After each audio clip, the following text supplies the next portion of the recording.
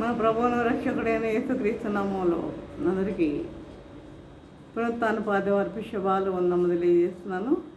ప్రియులారా, అందరూ బాగున్నారు కదా? చూడండి, ఈరోజు నేను ధ్యానించబోయే అంశం ఏంటంటే గర్వం. చిన్న పిల్లల దగ్గర నుండి పెద్దవాళ్ళ వరకు నేడు ఏలుబడి చేస్తున్నది ఏమిటంటే గర్వమే. ఆ విషయంలో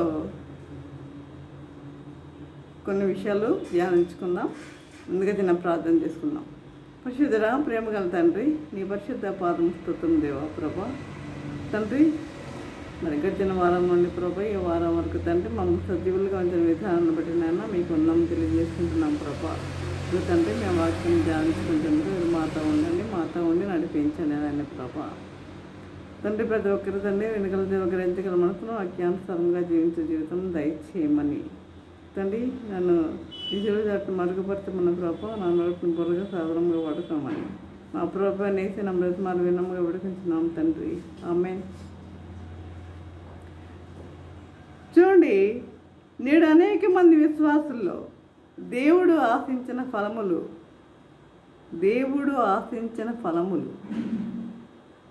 మనకు తెలుసా? ఫలములు ఏంటో ఆత్మ ఫలములు 9 కదా. గలతీ రాసిన పత్రిక 5:22 ఉంటాయి. ప్రేమ, సంతోషము, సమాధానము, ఇవన్నీ దేవుడు ఆశించిన ఫలములు కనుగొనలేకపోవటం కారణం వారి హృదయములో చేరి వారిని పాడు చేసే చిన్న చిన్న పాపములే. వారి హృదయంలో చేరి పాడు చేసే చిన్న చిన్న పాపములే ప్రియులారా. ఈ పాపములు మనల్ని చిక్కుల్లో పెట్టి ఆధ్యాత్మికంగా ఎదగకుండా చేసేస్తున్నాయి. ఈ పాపములు మనల్ని ఏం చేస్తున్నాయి? సులువుగా చిక్కులు పెట్టి ఎదగకుండా మనలను ఆధ్యాత్మికంగా ఎదగకుండా ఫలించకుండా చేస్తున్నవి చిన్న చిన్న పాపములు. అసలు మొదటిగా గర్వం ఎక్కడ పుట్టింది? మొట్టమొదటగా పుట్టింది ఏంటంటే గర్వమే. సృష్టిలో మొదటిగా పుట్టింది ఏంటంటే గర్వమే. చూడండి, యెషయా గ్రంథం మనం చూస్తాం 14వ అధ్యాయము 12-15 వచనంలో సృష్టిలో పుట్టిన మొట్టమొదటి పాపమే గర్వం. సృష్టిలో పుట్టిన మొట్టమొదటి పాపమే గర్వం. దేవుడు చేసిన దూతల్లో ఒకడైన లూసిఫర్ ప్రధాన దూత, దీనికి జనకుడు. వ్రాయబడిన వాక్యములు ఈ లూసిఫర్ గురించి. ప్రధాన దూతల్లో ఒకటిగా చేయబడిన ఈ లూసిఫర్ దూతలందరిలో ప్రధాన దూత. ఈ లూసిఫర్ ఒకటిగా చేయబడిన ఈ లూసిఫర్ మహోన్నతినిగా సమానంగా చేసుకుందని భావించింది. మహోన్నతినితో అంటే దేవునితో సమానంగా చేసుకుందని అనుకుని గర్వించింది. అంటే ఆ యొక్క దూత హృదయములో ఆశ, ఆ గర్వం దేవుడు ముందే గమనించి ఏం చేశారు తెలుసా? అతను ఆ లూసిఫర్ని పాతాళంలోనికి త్రోయబడి సాతానుగా మారింది. దేవుడు దాన్ని ఏం చేశాడు? తన గర్వాన్ని గమనించిన దేవుడు నరకంలోనికి త్రోయబడి సాతానుగా మారింది. అది సాతానుగా మారి మానవులను కూడా నరకంలోనికి తీసుకుని పోవాలని ఆతురత పడుచున్నదన్నమాట. అది ఎలాగో సాధారణంగా మారిపోయింది, నరకంలో త్రోయబడింది. మనలను కూడా ఏం చేస్తుంది? నరకంలోనికి తీసుకుని వెళ్ళాలని దాని యొక్క ఆతురత అన్నమాట. ఆ సాతాను యొక్క ఆతురత. కాబట్టి మనల్ని కూడా గర్వానికి బలి చేసి నరకాగ్నికి వారసులుగా చేయాలని ఆతురతగా పరిగెడుతున్నాడు ఈ సాతాను. ఈ గర్వము నానా రూపాలుగా మనం చూస్తాం. అనేక రూపాలుగా ఉంది గర్వం అనేది. ఏంటంటే చూడండి, మొదటిగా బలగర్వం. చూడండి, సామెతల గ్రంథం 29వ అధ్యాయం 23వ వచనంలో, ఎవని గర్వము వాని తగ్గించును, వినయ మనస్కుడు ఘనతనందును. ఎవని గర్వము వానిని తగ్గించును, వినయ మనస్కుడు ఘనతనందును. వినయం, విధేయత, ఈ లక్షణాలు దేవునికి ఇష్టం. ఎవడైతే హెచ్చించుకుంటాడో అది ప్రభుకి ఇష్టం లేదు. హెచ్చించుకున్నవాడు తగ్గించబడును, తగ్గించుకున్నవాడు హెచ్చించబడును అని ఎవని గర్వము వానిని తగ్గించును. అనేకులు తమ శరీర బలమును, తమ బంధువుల బలమును, తమ స్నేహితుల బలమును ఇక చూసుకుని విర్రవీగుతూ ఉంటారు. గొలియాతు చూడండి, తన ఎత్తును చూసుకుని ఎంతగా గర్వించాడో. తన ఎత్తు, తన బలము చూసుకుని ఎంతగా గర్వించాడు కదా. మరి ఈ విధముగా తన సైన్యం చూసి ఇశ్రాయేలీయులపై 40 రోజులు సవాలు విసిరాడు. 40 రోజులు సవాలు విసిరాడు. తన యొక్క గర్వం చూసి, బలాన్ని బట్టి. కనుక దేవుని బలముపై ఆధారపడి ఉన్న చిన్న దావీదు, దేవుని బలము కావాలి మనకి. ఈ శరీర బలం ఎంతండి? నిమిషం చాలు దేవుడు తలుచుకుంటే, సెకండ్ చాలు. మనమేం బాగున్నాము కదా అని అనుకోవడానికి లేదు. ఒక సెకండ్ చాలు దేవుడు బలవంతుడిని పడేయడానికి. మరి దేవుని బలముతో ఉన్న ఈ దావీదు ఏం చేశాడు? చిన్న ఒడిసిల రాయితో ఆ గొలియాతుని చంపేసినట్లుగా మనం చూస్తున్నాం. కాబట్టి ఇప్పుడు ఏ గర్వం కావాలి మనకి? బలగర్వం కావాలా? దేవుని బలమును బట్టి మనం గర్వించాలా? దేవుని బలము కావాలి మనకి. దేవుని బలం అనే గర్వంతో మనం అతిశయించేవారిగా ఉండాలి, దేవుని బలముతో. కాబట్టి ఈ విధముగా ఈ యొక్క 6 మూరల దాని ఎత్తుగల గొలియాతు చిత్తైపోయాడు దావీదు చేతిలో. 6 మూరల దాని ఎత్తుగల గొలియాతు చిత్తైపోయాడు. నీ బలమును బట్టి విర్రవీగినచో నీ ప్రాణము నీ యొద్ద నుండి తీసివేయబడును. నీ బలమును బట్టి విర్రవీగుచున్నావా? నేనే అంత ఎత్తున్నాను, నేను ఇంతలా ఉన్నాను, నా ఎంతటి వాళ్ళు లేరని నువ్వు విర్రవీగుతున్నావా? గొలియాతు విర్రవీగినట్టు. కాబట్టి నీ బలమును బట్టి విర్రవీగినచో నీ ప్రాణము నీ యొద్ద నుండి తీసివేయబడినప్పుడు నీ బలం ఏమైపోతుంది? నీ బలం మట్టి పాలైపోతుంది. ఆ గొలియాతు అలా పడిపోగానే అందరూ పారిపోయారు కదా. కాబట్టి నీ బలమును బట్టి అతిశయింపక నీకు బలమును అనుగ్రహించిన ప్రభువును బట్టి అతిశయించు.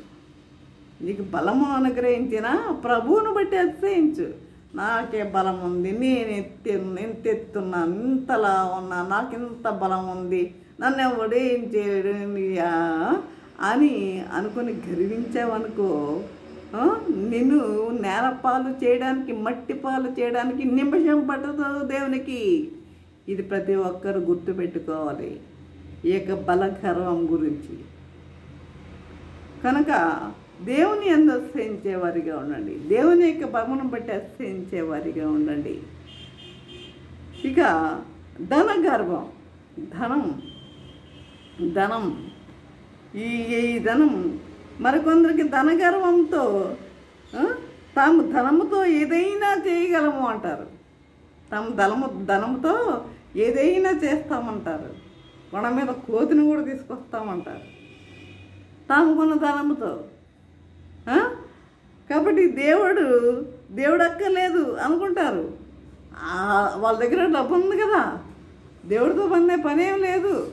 కొంతమంది యాక్టింగ్ కూడా చేస్తూ ఉంటారు. దేవుని మీద భయం కలిగి ఉన్నాము అన్నట్లుగా ఉంటారు. కానీ వాళ్ళ దగ్గర డబ్బు ఉందని చెప్పి విర్రవీగుతూ ఉంటారు అన్నమాట. తమల్ని ఎవరు ఏం చేయలేరు అని విర్రవీగుతూ ఉంటారు. ధనవంతుని పంట బాగా పండగా ధనవంతుని పంట ఏమైంది? బాగా పండింది, విస్తారముగా పండింది. విస్తారమైన ధాన్యమును సమకూర్చుకొని నా ప్రాణమా తినుము త్రాగుము సుఖించుము అంటున్నాడు. తినుము త్రాగుము సుఖించుము అని ఆనందించిన కానీ తనకు ధాన్యంనిచ్చిన ప్రభువును బట్టి ఆనందించట్లేదండి. అక్కడ తనకు ధాన్యంనిచ్చిన ప్రభువును గురించి ఆనందించట్లా ధనవంతుడు. మరి దావీదు ఏమన్నాడు? నా ప్రాణమా సన్నతించుము, నా ప్రాణమా దేవుని చేసిన ఉపకారాల్లో దేనిని మరువకము. దావీదుకి ధనవంతునికి మరి దావీదు గొప్ప రాజు. ఎలా అంటున్నాడు దావీదు? కనుక ఆ గర్విష్ఠుడైన ధనవంతునితో దేవుడు ఏమంటున్నాడు? నా ప్రాణమా సుఖించుము, తినుము త్రాగుము సుఖించుము అంటే ప్రభు ఏమన్నాడు? వెర్రివాడా, ఈ రాత్రి నీ ప్రాణాన్ని అడుగుతున్నా, నీ ధనమంతా ఏమైపోతుంది? నీ ధనమంతా, నువ్వు కూర్చుకున్న ధనమంతా, నీ ధనముతో ఇతరులను సంతోషపెట్టు. నీకున్న ధనముతో ఇతరులను సంతోషపెట్టు.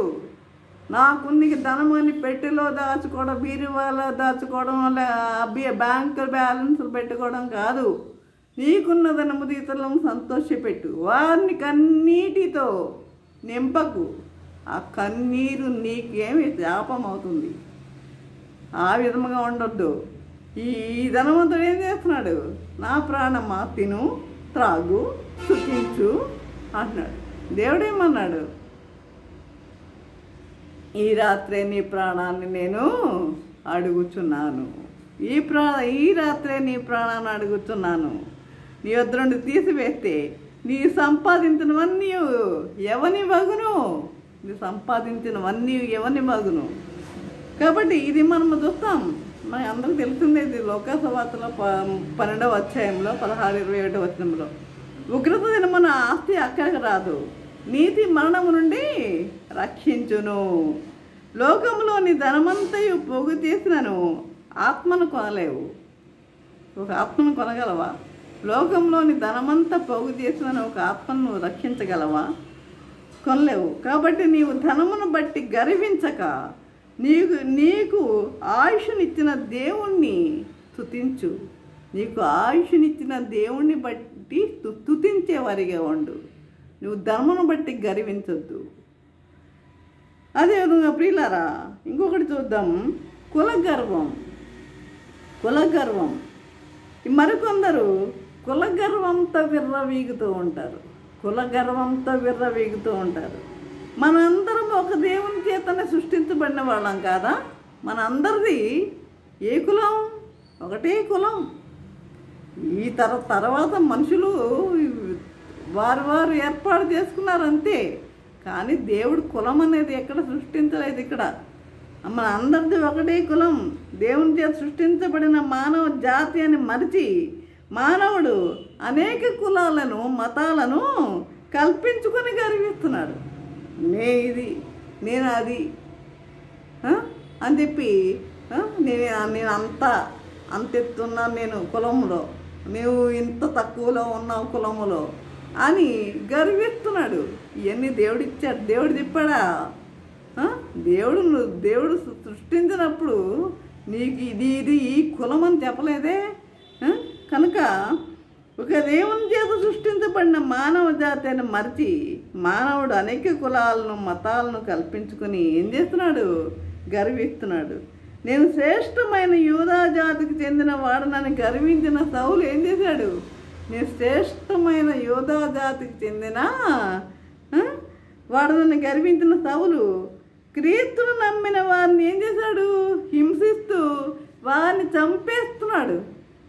క్రీస్తును నమ్మిన వారిని హింసిస్తూ వారిని చంపేస్తున్నాడు. తానేదో గొప్ప కార్యం చేస్తున్నానని గర్విస్తున్నాడు. అలా చంపేయడము తన గొప్ప కార్యం చేస్తానని గర్వించాడు సౌలు ఒకనాడు. మరి ఆ విధంగా గొప్ప కార్యం చేస్తున్నాడని నిశ్చయించాడు. కానీ దమస్కు రోడ్డులో దేవుడు అతన్ని పట్టుకున్నాడు పిల్లారా దమస్కు రోడ్డులో. కాబట్టి అతడు శిలువ దర్శనం చూసినప్పుడు అతని గర్వం ఏమైపోయింది? అణిగిపోయింది. అతని గర్వము అణిగిపోయింది. ఆనాటి నుండి అతడు తన గర్వాన్ని విడిచిపెట్టి క్రీస్తుకి సాక్షిగా జీవించాడు. కాబట్టి మన కులాన్ని బట్టి, మన జాతిని బట్టి కాదు, కానీ క్రీస్తు ఇచ్చిన రక్షణ బట్టి మనం అతిశయించాలి. మన కులాన్ని బట్టి అతిశయించొద్దు, మన జాతిని బట్టి అతిశయించొద్దు. క్రీస్తు ఇచ్చిన రక్షణను బట్టి మనము అతిశయించేవారిగా ఉండాలి. ఆ విధముగా ఉండాలని ప్రభు కోరుకుంటున్నాడు. కాబట్టి ఈ విధముగా తర్వాత ఈరోజు మనం చదువుకున్న పత్రికలన్నీ 14 పత్రికలు ఎవరు రాసుని? సౌలు పౌలుగా మారాడు.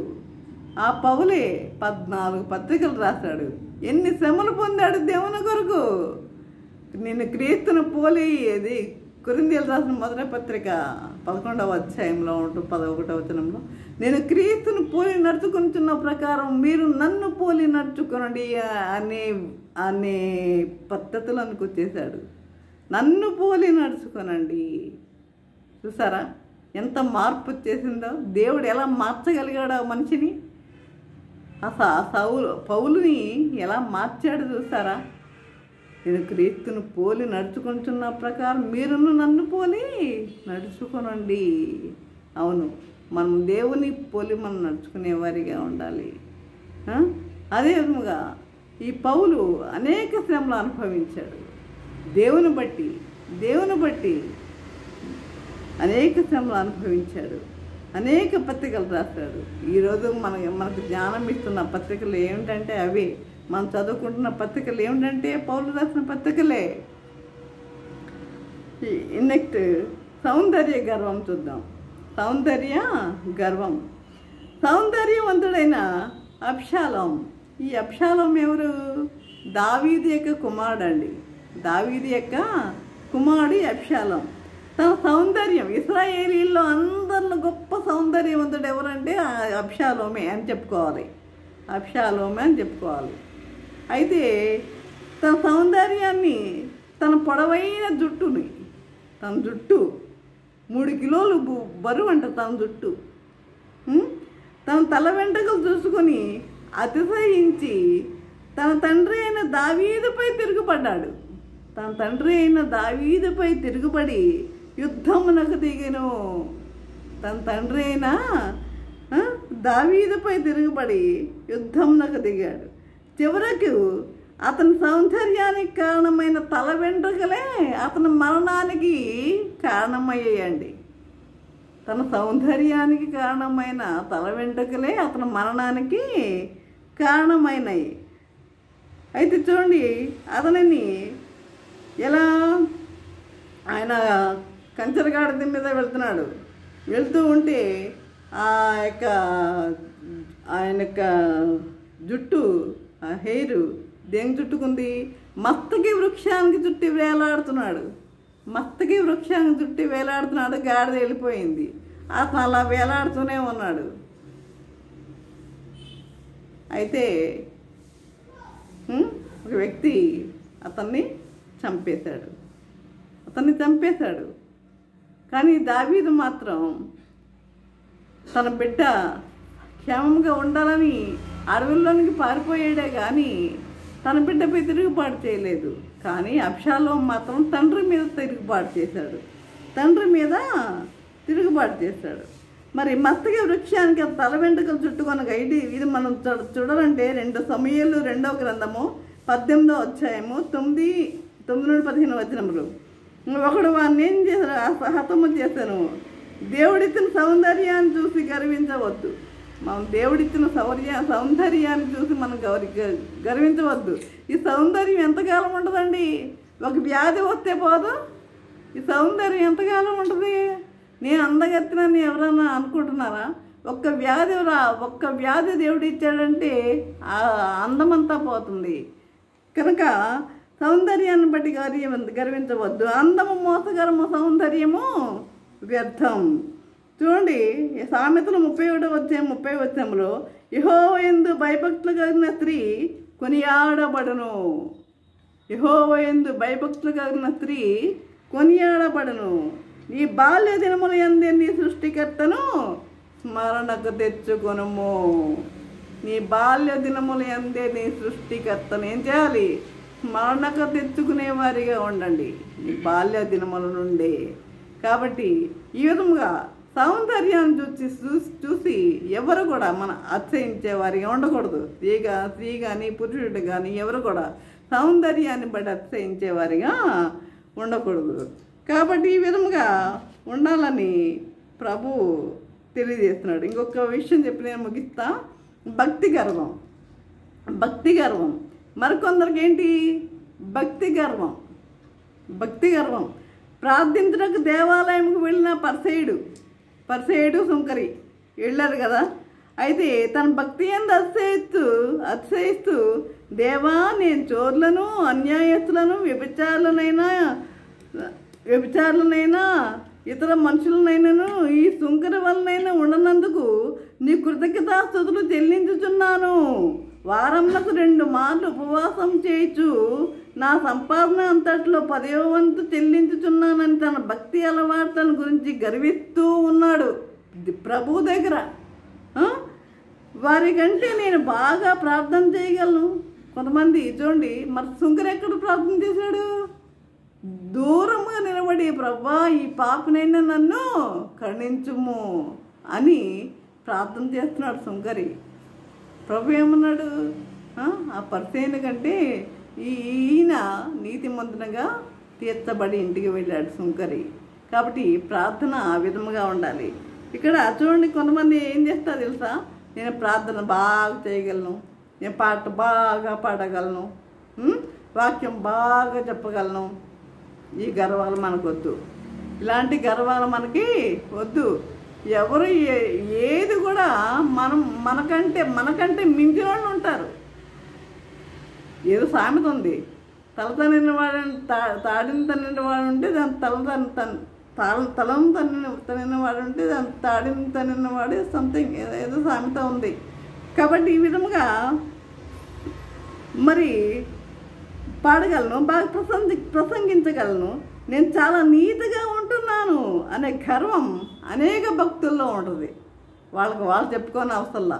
మన గొప్పలు మనం చెప్పుకుంటే అసహ్యకరంగా ఉంటాయి. మన గొప్పలు మనం చెప్పుకోకూడదు. ఆమె బాగా పాడుతుంది అని ఇతరులు చెప్తే అందంగా ఉంటుంది. ఆమె బాగా వాక్యం చెప్తుంది అని ఇతరులు చెప్తే ఆనందంగా ఉంటుంది. అతను బాగా వాక్యం చెప్తాడు అని ఇతరులు చెప్తే ఆనందంగా ఉంటుంది. నువ్వు డబ్బా కొట్టుకుంటే బాగుండదు. నీవు డబ్బా కొట్టుకుంటే బాగుండదు, నేను బాగా చేయగలనని. కాబట్టి ప్రియులారా, ఇలాంటి గర్వము ఈ యొక్క భక్తి పరులు అనేక మందిలో ఉంటుందన్నమాట. ఎటువంటి గర్వం నేను ఏలుతున్నది? ఇప్పుడు చెప్పండి, ఎటువంటి గర్వం మనలను ఏలుతున్నది? గర్విష్ఠులు దేవుని రాజ్యం చేరలేరు కానీ పాతాళంలోనికి త్రోయబడతారు. గర్విష్ఠులు దేవుని రాజ్యంలోనికి చేరలేరు, గర్వాన్ని తగ్గించుకోవాలి. గర్విష్ఠులు దేవుని రాజ్యంలో చేరలేరు కానీ పాతాళంలోనికి త్రోయబడతారు. కాబట్టి నేడే మన గర్వాన్ని విడిచి పశ్చాత్తాపడదాం. కాబట్టి నేడే మన గర్వ హృదయాన్ని సిలువ ఎదుట పగలగొట్టి విరిగి నలిగిన హృదయాన్ని కలిగి ఉందాం. సిలువ ఎదుట మన గర్వ హృదయాన్ని మనం ఏం చేయాలి? పగలగొట్టి విరిగి నలిగిన హృదయాన్ని కలిగి ఉండండి పిల్లారా. ఆ విధంగా జీవించండి. ఆ విధంగా ఉండాలని ప్రభు యొక్క కోరిక. ఆ విధంగా జీవించాలని ఆయన కోరుకుంటున్నాడు. తన బిడ్డలు ఆ విధంగా ఉండాలని ఆయన కోరుకుంటున్నాడు పిల్లారా. ఆ విధంగా మరి జీవించడానికి పరిశుద్ధాత్మ దేవుడు సహాయం చేసి నడిపించను గాక. ఆమేన్. ప్రార్థన చేసుకుందాం. పరిశుద్ధుడా, ప్రేమ గల తండ్రి, నీ పరిశుద్ధ పాదముస్తోత్రం దేవా. ప్రభా తండ్రి, ఇంతవరకు ప్రభా నీ వాక్యం ద్వారా తండ్రి మాతో మాట్లాడిన విధానం బట్టి నాయన మీకు వందనం తెలియజేసుకుంటున్నాం ప్రభా. నాయన ఇదిగో తండ్రి, గర్వ హృదయులందరూ యెహోవాకు హేయులని చెప్పావు నాయన ప్రభా. తండ్రి నిజమే నాయన, ఏ గర్వం ఉన్నా సరే, కుల గర్వం కావచ్చు, బల గర్వం కావచ్చు, సౌందర్య గర్వం కావచ్చు, భక్తి గర్వం కావచ్చు, ఏ గర్వమైనా సరే తండ్రి, గర్వ హృదయులందరూ నాకు హేయులని చెప్తున్నాను నాయన ప్రభా. ఈ గర్వాన్ని మాల నుండి తొలగించుకునే వారిగా ఉంటే కృప చూపమని తండ్రి, ప్రతి ఒక్కరిలో ఈ యొక్క సందేశాన్ని విన్న ప్రతి ఒక్కరిలో మారు మనసు అనేది కలుగజేయమని, ఈ గర్వాన్ని నేడే వారు సిలువ ఎదుట పగలగొట్టే హృదయాన్ని కలిగి